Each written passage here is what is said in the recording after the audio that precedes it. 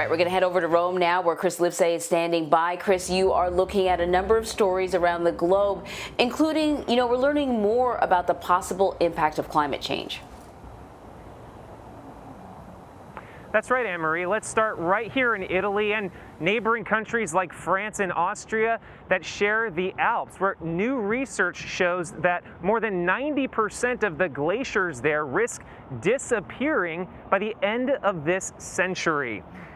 According to research from Aberystwyth University, the mountain range's 4,000 glaciers and their world-famous ski resorts would be all but gone by the year 2100. The research covers the entire European Alps region and is based on 200 years of climate records and forecasts covering 1901 to 2100. The coordinator of the European Union-funded Change Project said, "Glaciers are the canary in the mine for climate change because their retreat is so fast, and the dramatic disappearance of glaciers from the Alps is one of the most immediate and visible effects."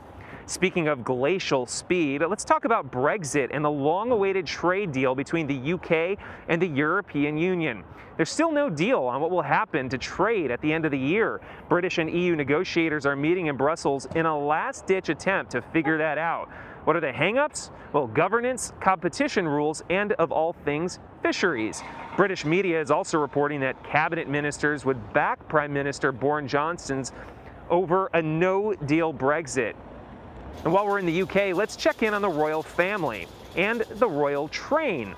Prince William and Kate, the Duchess of Cambridge, are on their second day of a 3-day tour of the British Isles on the famous locomotive, giving special thanks to key workers in the fight against the coronavirus pandemic and making special stops at nursing homes, schools, and food banks.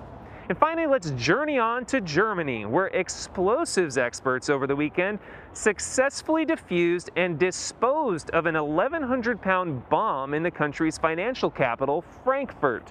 The explosive was dropped during World War II and discovered during recent construction. About 13,000 residents were evacuated and trains were stopped during the delicate procedure.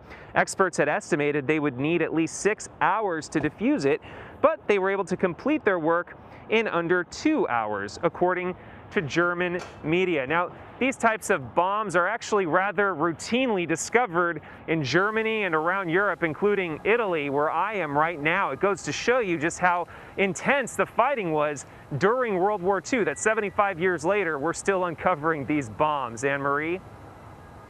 Yes, unbelievable. Chris Livesay in Rome. Thank you, Chris.